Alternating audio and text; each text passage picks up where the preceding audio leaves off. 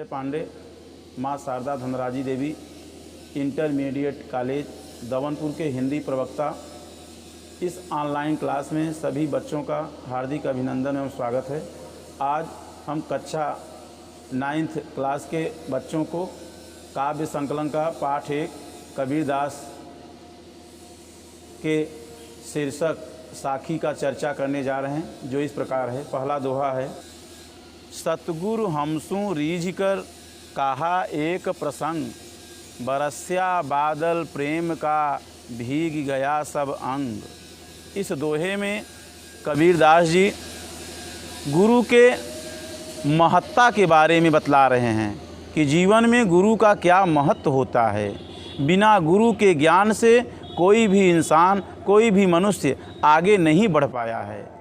इस दोहे के माध्यम से कबीरदास जी कहते हैं कि सतगुरु हमसू रीझ कर, रीझ माने होता है प्रसन्न होना, यानी हमारे जो सच्चे गुरु हैं, मेरी सेवा भावना से, मेरी सेवा से वे प्रसन्न होकर मुझे ज्ञान का उपदेश दिया, ज्ञान की बात बताई। वह ज्ञान की बात ऐसा लगा जैसे वह ईश्वर प्रेम रूपी जल से भरे बादल ने वर्षा किया हो और उस वर्षा के जल से मेरा पूरा अंग भीग गया हो। अर्थात कबीरदास जी के कहने का भाव यह है कि जो सच्चे गुरुदेव हैं, यदि किसी भक्त के ऊपर, यदि किसी शिष्य के ऊपर कृपा कर देते हैं, ज्ञान दे देते हैं, ज्ञान का उपदेश दे देते हैं, तो वह ज्ञान का उपदेश उस विद्यार्थी के जीवन में शांति लाता है। अर्थात जिस तरह हमारे सच्चे गुरु मेरी सेवा भावना से प्रसन्न होकर मुझे ज्ञान का उपदेश दिया, ज्ञान की बात बताई, वह ज्ञान की बात ऐसा लगा जैसे ईश्वर प्रेम रूपी जल से भरे हुए बादल वर्षा किए हों और उस वर्षा के जल से मेरा पूरा अंग भीग गया हो। अर्थात मेरे जीवन में शांति का संचार हो गया। इस दोहे में जो काव्यगत सौंदर्य का प्रश्न आता है, इस दोहे में पहली विशेषता यह देखने को मिलती है कि इस दोहे की जो भाषा है वह सधुकड़ी भाषा का प्रयोग किए हैं कबीरदास जी। दूसरी जो विशेषता आता है रस की, तो इसमें शांत रस का निरूपण किए हैं हमारे कबीरदास जी। तीसरी विशेषता आता है अलंकार का, इसमें रूपक अलंकार का निरूपण किया गया है। चौथी विशेषता आता है इस शैली की, तो इसमें मुक्तक काव्य शैली का समावेश हुआ है। और पांचवी जो आता है छंद का, तो यह दोहा छंद है। ये 5 विशेषता इस दोहे में विद्यमान है। दूसरा दोहा इस प्रकार है। राम नाम के पट तरे देवे कै को छुना, क्या ले गुरु संतोषिए हाँ सरही मन माय।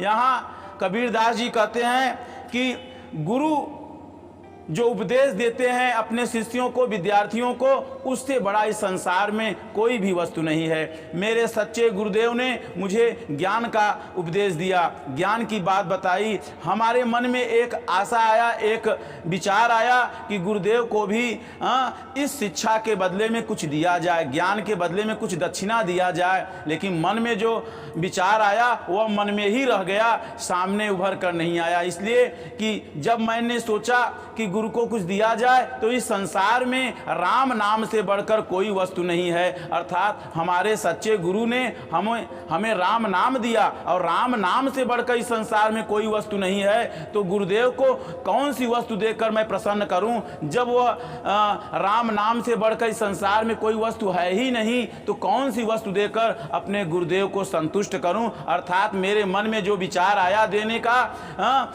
कुछ देने का गुरुदेव को, वह मन में ही रह गया, वह मैं दे नहीं पाया। क्योंकि संसार में सबसे बड़ी जो वस्तु है वह राम नाम है, और वह राम नाम किसने दिया? हमारे सच्चे गुरुदेव ने दिया। तो इसमें भी सभी बच्चे ध्यान दीजिए कि इसमें भी काव्यगत सौंदर्य वही रहेगा जो पहले दोहे में मैं बताया। तीसरा दोहा इस प्रकार है। ज्ञान प्रकाश्या गुर मिल्या, सो जिन बीसर जाय, जब गोविंद कृपा करी तब गुरु मिलिया आय। अर्थात इसमें कबीरदास जी कहते हैं कि ज्ञान प्रकाशिया गुरु मिलया, यानी ज्ञान प्रकाशिया गुरु मिलया जो सो जिन विषय, यानी अपने गुरुदेव को जो आपको शिक्षा दे रहे हैं, दीक्षा दे रहे हैं, ऐसे गुरुदेव को कभी भूलना नहीं चाहिए। अर्थात यदि वे ज्ञान का उपदेश दिए हैं तो जीवन में आप कहीं भी रहिए, किसी भी स्थिति में रहिए, लेकिन अपने गुरुदेव को जरूर स्मरण करिए।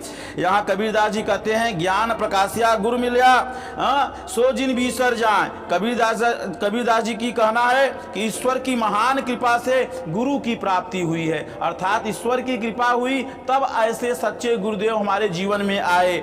इस सच्चे गुरु ने तुम्हारे भीतर ज्ञान का प्रकाश दिया है। जो हमारे सच्चे गुरुदेव हैं वो हमारे हृदय के अंदर ज्ञान का प्रकाश दिया है, और गुरु भगवान की कृपा से ही मिलते हैं। अर्थात हे जीवात्मा, कहीं ऐसा न हो कि तुम उसे भूल जाओ। अर्थात ईश्वर की कृपा से गुरु की प्राप्ति हुई और गुरु की कृपा से आपको ज्ञान की प्राप्ति हुई। अर्थात ज्ञान से बढ़कर इस संसार में कोई वस्तु नहीं है। तो आपको जिसने ज्ञान दिया, ऐसा न हो हे जीवात्मा कि आप उसी ज्ञान को देने वाले गुरुदेव को भूल जाओ।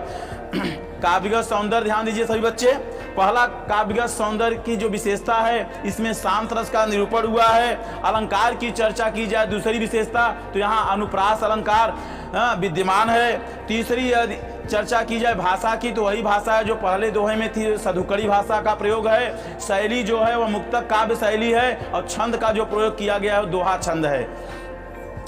और चौथा दोहा इस प्रकार है, माया दीपक नर पतंग भ्रम भ्रम इवय पड़ंत कहे कबीर गुरु ज्ञान ते एक आध उबरंत। अर्थात इस पद में कवि ने जीव और माया को क्रमशः पतिंगा और दीपक का रूपक मानते हुए माया की प्रबलता और गुरु के उपदेश की महत्ता का चर्चा यहाँ कर रहे हैं। अर्थात माया की प्रबलता है इस संसार में। इस संसार में कोई भी जीव जो हो वह माया से छुटकारा उसको नहीं मिला है, मोह माया में ही वह फंसा हुआ है। इसके तहत कबीरदास जी कहते हैं कि माया दीपक नर पतंग भ्रम भ्रम इवय पड़न कहे कबीर गुरु ज्ञान ते एक आध उबरंत। यह संसार माया के दीपक के समान है, और मनुष्य जो इस संसार में रहने वाले जो मनुष्य हैं वह पतिंगे के समान हैं। जिस प्रकार पतिंगा दीपक की सुंदरता को देखकर, जलती हुई दीपक की सुंदरता को देखकर उस पर मुग्ध हो जाता है, अंततः अपने प्राणों को न्यौछावर कर देता है, उसी तरह इस संसार में रहने वाले जो प्राणी हैं वह इस माया के चक्कर में पड़कर अपना पूरा जीवन नष्ट कर डालते हैं। अंत में उनके हाथ में कुछ लगता नहीं। अर्थात यह जो संसार है वह माया के वशीभूत है। अर्थात यदि आपको इससे छुटकारा पाना है तो आप उस माया के चक्कर में न पड़िए। काव्यगत सौंदर्य की चर्चा की जाए तो काव्यगत सौंदर्य की चर्चा हम कर रहे हैं। पहली जो विशेषता है सधुकड़ी भाषा है, दूसरी जो विशेषता है शांत रस का निरूपण किया गया है, छंद दोहा है। अलंकार की चर्चा की जाए तो अनुप्रास अलंकार यहाँ विद्यमान है। अगला दोहा जो पांचवा है उसको ध्यान देखिए। जब मैं था तब हरि नहीं, अब हरि है मैं नाय, प्रेम गली अति साकरी तामे दो न समाय। अर्थात यहाँ कबीरदास जी अहम को उठाए हैं। अर्थात जब तक मनुष्य के अंदर अहम है, अहंकार है, तब तक उनका जीवन व्यर्थ है, क्योंकि अहंकार रहने पर ईश्वर की प्राप्ति नहीं हो सकती। अर्थात ईश्वर की प्राप्ति करना है, ईश्वर का दर्शन करना है, तो आपके हृदय से जो अहम है, अहंकार है, उसको त्यागना पड़ेगा। लोग ईश्वर को प्रसन्न करने के लिए मिष्ठान वगैरह का मनौती मानते हैं, लेकिन गलत बात है, क्योंकि जो ईश्वर होता है वह मिष्ठान कदापि नहीं खाता। वह जब भी भोजन करता है तो वह अहम को खाता है। अर्थात पहले आप अपने हृदय से अहम को निकाल दीजिए, तब आप ईश्वर का दर्शन कर पाएंगे। कबीरदास जी कहते हैं जब मैं था तब गुरु नहीं, अब गुरु है मैं नाय, प्रेम गली अति साकरी तामे दो न समाय। अर्थात अहंकार था जब तक मेरे अंदर, तब तक मुझे अपने स्वयं को, मैं अपने आप को स्वयं को दो समझता रहा था, अतः मैं प्रेम साधना में असफल रहा। अर्थात कबीरदास जी कहते हैं जब तक मुझ में मैं माने घमंड अहंकार था, तब तक मुझे अपने सदगुरु से एकात्म भाव प्राप्त नहीं हुआ, सच्चे गुरु से एकात्म भाव प्राप्त नहीं हुआ। मैं गुरु और स्वयं को दो समझता रहा, अपने गुरुदेव को अपने स्वयं को दो समझता रहा, अतः मैं प्रेम साधना में असफल रहा। अर्थात यदि मैं यही चीज न समझता, यानी गुरुदेव और अपने आप को स्वयं को दो न समझता, एकात्म भाव होता, तो निश्चित है कि गुरुदेव से एकात्म भाव स्थापित हो जाता। लेकिन मैं स्वयं को और अपने गुरुदेव को दो समझता रहा, यही कारण है कि एकात्म भाव स्थापित करने में मैं असफल हो गया। क्योंकि प्रेम साधना का जो मार्ग है बड़ा सरकरा होता है, बड़ा छोटा होता है, बड़ा सरकरा होता है, उस पर एक होकर ही चला जा सकता है। अर्थात यदि आप चाहिए कि दो सिद्धांत लेकर चलें इस रास्ते पर, तो आप असफल हो जाएंगे। वह रास्ता सरकरा है, तो उस पर सिर्फ एक ही विचार लेकर आप चल सकते हैं, एक ही सिद्धांत आप चल सकते हैं, क्योंकि प्रेम साधना का जो रास्ता है बड़ा सरकरा होता है। काव्यगत सौंदर्य ध्यान दीजिए सभी बच्चे। काव्यगत सौंदर्य में जो है पहला भाषा सधुक्कड़ी है, शैली की चर्चा की जाए तो मुक्तक काव्य शैली है, तीसरा चर्चा की जाए रस की तो शांत रस का निरूपण किया गया है, और चौथा जो मुख्य चीज है अलंकार का, तो अलंकार यहाँ दो मिलता है, एक अनुप्रास अलंकार का यहाँ एग्जाम्पल आया है और दूसरा रूपक अलंकार भी विद्यमान है। 6वां दोहा देखिए, भगत भजन हरि नाव है, दूजा दुख पार, मनसा वाचा कर्मणा, कबीर सुमर सार। अर्थात कबीरदास जी यहाँ पर जगत की असारता और परमात्मा की नित्यता बताते हुए अहंकार को नष्ट कर हरि भक्ति की प्रेरणा दी है। अर्थात आपके हृदय में जो अहंकार है उसको नष्ट कर श्री हरि की भक्ति की प्रेरणा दी है। कहते हैं कि भगत भजन हरि नाव है, दूजा दुख पर। अर्थात जीव के लिए परमात्मा की भक्ति और भजन संसार में जीव के लिए परमात्मा की भक्ति और भजन करना एक नाव के समान उपयोगी है। जैसे किसी नदी से आपको उस तरफ जाना है, तो आप ऐसे जा नहीं सकते, नाव का उपयोग करेंगे तो यह संसार जो है वह भवसागर है, इस भवसागर से पार उतरना है तो कबीरदास जी कहते हैं कि भक्ति करना होगा, भजन करना होगा हरि का, तभी आप इस संसार रूपी भवसागर से पार उतर सकते हैं। सांसारिक दुख रूपी सागर को पार किया जा सकता है। किससे किया जा सकता है? वह हरि रूपी नाव में बैठकर। हरि रूपी नाव में आप कैसे बैठेंगे? जब आपके अंदर सच्ची लगन रहेगी, सच्ची भक्ति रहेगी, तभी आप उस नाव पे बैठ सकते हैं, अन्यथा नहीं। इसके लिए कैसे करना होगा भक्ति? आपका मन, वचन और कर्म से परमात्मा का स्मरण करिए। मन, वचन, कर्म एकदम शुद्ध होना चाहिए, पवित्र होना चाहिए। परमात्मा का स्मरण करते हुए आप परमात्मा रूपी नाव पर बैठ जाइए और इस भवसागर से पार उतर जाइए, क्योंकि यह जो भवसागर है वह दुख से भरा हुआ है। इस दुख से यदि मुक्ति चाहिए तो आपको निश्चित रूप से हरि की भक्ति और स्मरण करना होगा। काव्यगत सौंदर्य क्या है इसका देख लीजिए।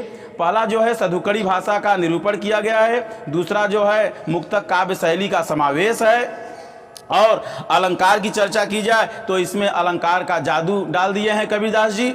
अलंकार का जादू यानी रूपक अलंकार, अलंकार का जादू यानी रूपक अलंकार। ध्यान दीजिए, रूपक अलंकार ऐसा होता है, पूरे अलंकार का जादू होता है।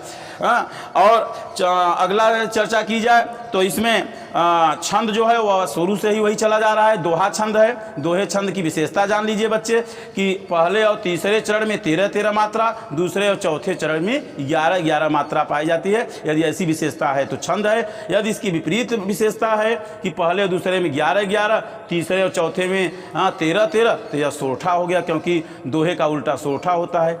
आज का यह वीडियो रहा, अब कल हम आपको आगे पढ़ाएंगे।